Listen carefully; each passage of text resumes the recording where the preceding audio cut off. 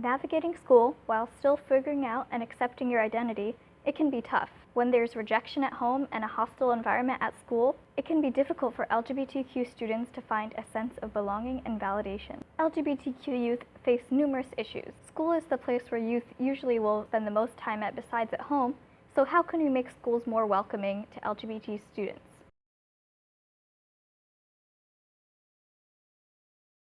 As a person in the LGBTQ myself, it makes me feel like there's just this big bubble and all cis and straight people can go in there, they're accepted, and I'm just out of the bubble, I don't really feel welcome sometimes. I feel like it's not really a good place to be.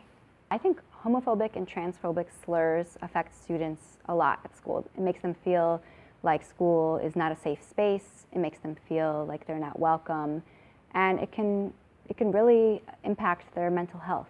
I think there's a lot of statistics that show that queer and trans students aren't as successful in school when they're being harassed, which is often, and that sometimes students even drop out of school as a result. There's been an example of a student in our own school district who dropped out recently as a queer student, coming out to her family and not being welcome there, and then not getting the support she needed at school caused her to actually not be able to finish. Or if they get teased around, bullied, that would honestly feel that the school is not a good community and not a good environment for them. They feel like they should leave, or they should switch schools, or not be part of the school, basically. I think it can have a big effect. I think sometimes students say things and they don't realize the power of their words. LGBT students are more likely to have higher rates of depression or, even suicide. And I think that a collection of all those experiences can really add up. So I think that, if you're coming to school, which is supposed to be a safe place, and you're hearing derogatory remarks about your identity, that can have a really adverse effect. GLSCN reports that the majority of students report hearing an anti-gay term frequently and/or negative comments about LGBT students at school. The Human Rights Watch claims that LGBT youth are twice as likely to deal with verbal/physical harassment and bullying, as well as exclusion and isolation by their peers than non-LGBT youth. As reported by Fenway Health, 8 out of 10 students report being verbally harassed, while 4 out of 10 report physical harassment at school. A youth survey by the CDC found that 30% of LGBT students have attempted suicide, which is over 4 times the rate of their straight peers. 60% report feeling sad or hopeless, twice the rate of their straight peers. These youth are also more at risk for substance abuse. According to GLSCN, high levels of victimization and discrimination in schools cause LGBT students to have lower GPAs, be less likely to go to college, and have lower self-esteem. The Human Rights Watch writes that nearly 70% of LGBT students report feeling unsafe in school. LGBT youth often feel uncomfortable and fearful among other students, feeling the need to be on guard to protect themselves. A Harvard study found that LGBT youth who reported having been discriminated against were significantly more likely to report self-harm and suicidal ideation, and also had higher average scores on the depressive symptomology scale. The American Psychological Association found that adolescent LGBT school victimization is associated with lower young adult life satisfaction.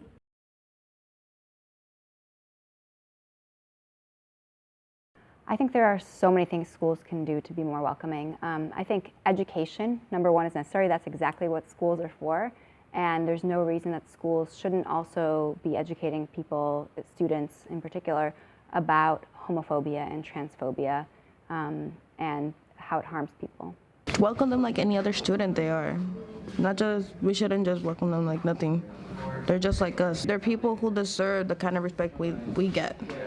We should welcome them with a great attitude and no discrimination. So I think it's really important, and I'm glad ours does, to have a DSA, some kind of, group or place that is there for students to have a safe place within the school and feel welcomed and have, room and time and space to talk.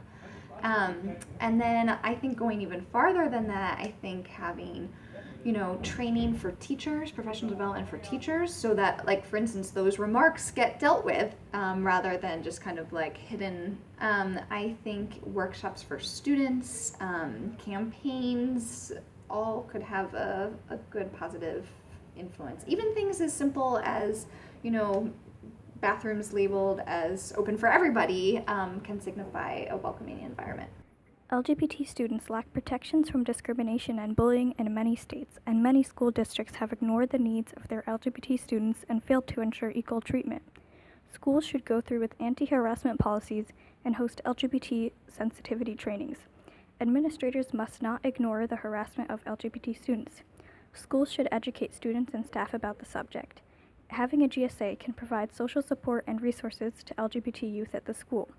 Providing gender-neutral bathroom options and avoiding gendered segregation in school practices can create safer school environments.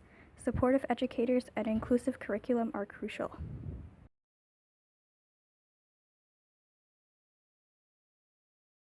Well, it can make them kind of try to do more in school or be more happy to go to school. Because, like, if they're not accepted at home, at least they have another place where they can be fully loved and supportive. And I would love that as well, just be like, yes, I can finally have somewhere where I can be, First, everyone deserves to be treated equally and with respect and feel safe when they come to school. I mean, everywhere in society, but especially school. And so I think there's a big correlation between people's emotional well-being and their academic achievement as well, because it's hard to do well at school and concentrate when things are really hard in your life. Creating a more welcoming environment is A, what LGBT students deserve, and B, would help have more success. And honestly, it's for the whole school. I think it's not just for LGBT students, it's for all students, because hopefully they will then grow up to be more accepting, and that's how the world changes. So definitely creating a more positive and welcoming environment not only allows queer and trans students to finish school, as they should be able to do, but also to do it in a way that's positive and life-affirming and self-affirming. Now, if they would have been filled welcome with open arms, well, I feel like, wow, I'm happy that I'm getting accepted and not rejected like other schools that I've been to. I feel that I could be in a good environment and a good school community and good friends that I could have and I could ask for, not like before in my past. I think that's what they would say. I feel so bad for them because a lot of people discriminate them. I don't know why. There's nothing wrong with it's their interest and it's whatever they feel like who they are. I don't think they should deserve that treatment because we're all equal, and this world you deserve to be who you want to be.